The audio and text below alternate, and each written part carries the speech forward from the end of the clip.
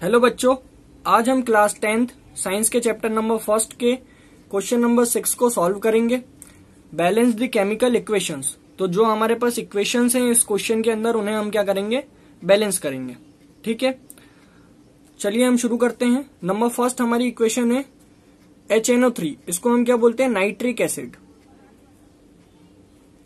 Nitric acid, इसकी reaction किसके साथ हुई है, कैल्शियम हाइड्रोक्साइड के साथ हुई है, और बना क्या है हमारा, कैल्शियम कार्बोनेट।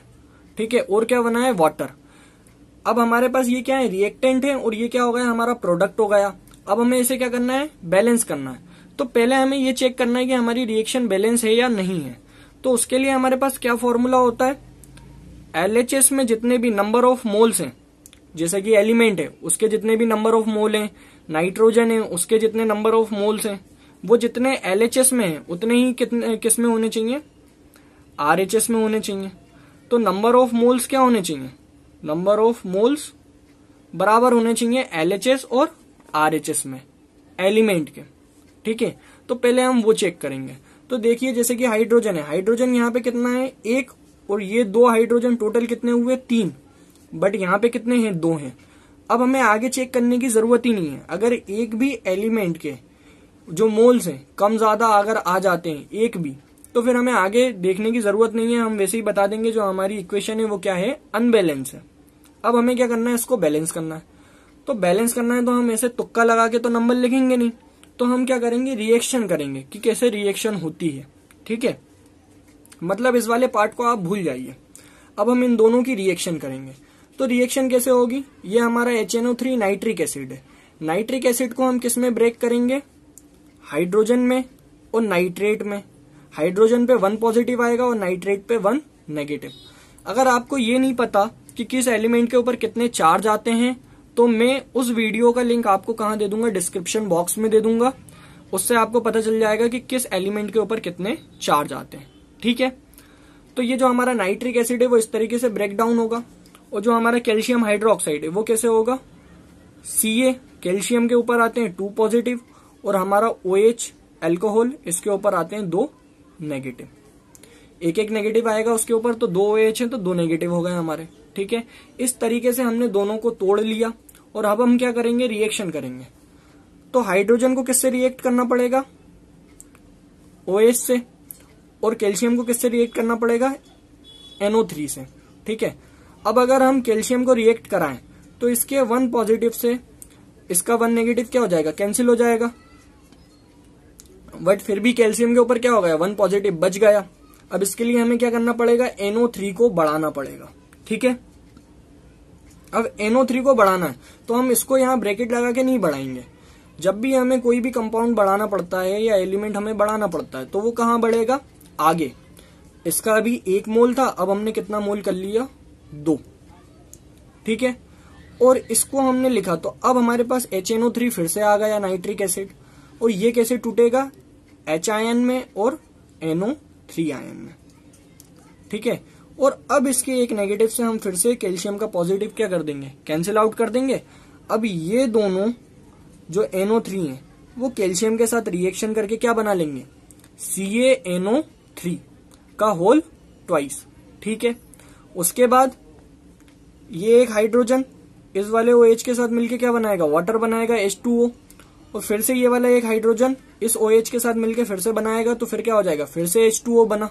तो एक बार H2O बन गया और एक बार फिर बना तो 2H2O। तो अब हम देखें तो अब हमारी रिएक्शन क्या है, बैलेंस है। तो रिएक्शन इस तरीके से हम क्या करते हैं, बैलेंस करते हैं। अब अगर हम चेक करें नंबर ऑफ मोल्स, तो देखिए हाइड्रोजन कितने हैं, 2 और 2 4। यहाँ पे देखिए कितने, 2 और 2 4, सही है। NO3 कितने हैं, 2, यहाँ पे भी कितने हैं, 2। ठीक है, कैल्शियम कितना है यहाँ पे, 1, यहाँ पे भी कितना है, 1। O यहाँ पे कितना है, 2, और यहाँ पे भी कितना है, 2। तो अब ये हमारी रिएक्शन क्या है, बैलेंस है।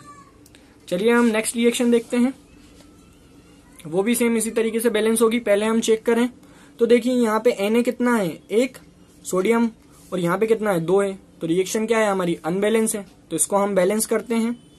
तो ये हमारा क्या है, सोडियम हाइड्रोक्साइड।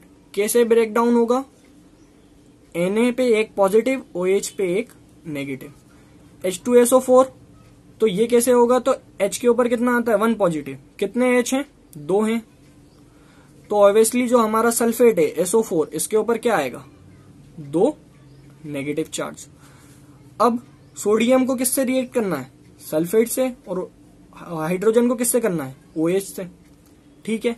तो हम सोडियम को कराएं तो सोडियम के एक पॉजिटिव से सल्फेट का एक नेगेटिव क्या हो गया कैंसिल, बट एक पॉजिटिव साइन, अभी एक नेगेटिव साइन सल्फेट के ऊपर बच गया। तो हम क्या करेंगे, एक सोडियम की हमें जरूरत है, तो हम यहाँ पे कितना कर लें, नंबर ऑफ मोल्स बढ़ा लें, 2 सोडियम हो गए, तो अब ये हो गया हमारा Na एक और आ गया हमारे पास, और OH भी आ गया एक और, ठीक है।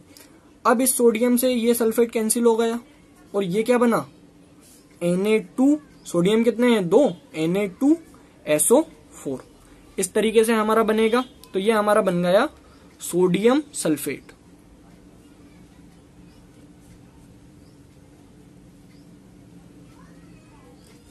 ठीक है, अब हम देखें तो ये OH से रिएक्शन करके क्या बना लेगा H2O, और एक बार फिर से OH से रिएक्शन करके हाइड्रोजन फिर बनाएगा, और फिर कितना बन जाएगा 2H2O।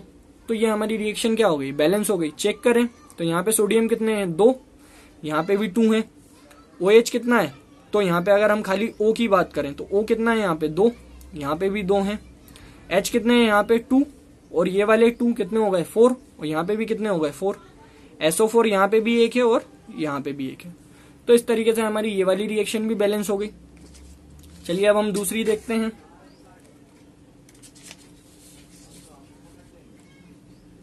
दूसरी रिएक्शन हम देखें तो चेक करें, ये हमारा है सोडियम क्लोराइड, Na कितना है 1 है, यहाँ पे 1 है, और यहाँ पे भी कितना है 1 है, Cl यहाँ पे भी 1 है, यहाँ पे भी 1 है, Ag यहाँ पे भी 1 है, यहाँ पे भी 1 है, और NO3 यहाँ पे भी 1 है, यहाँ पे भी 1 है।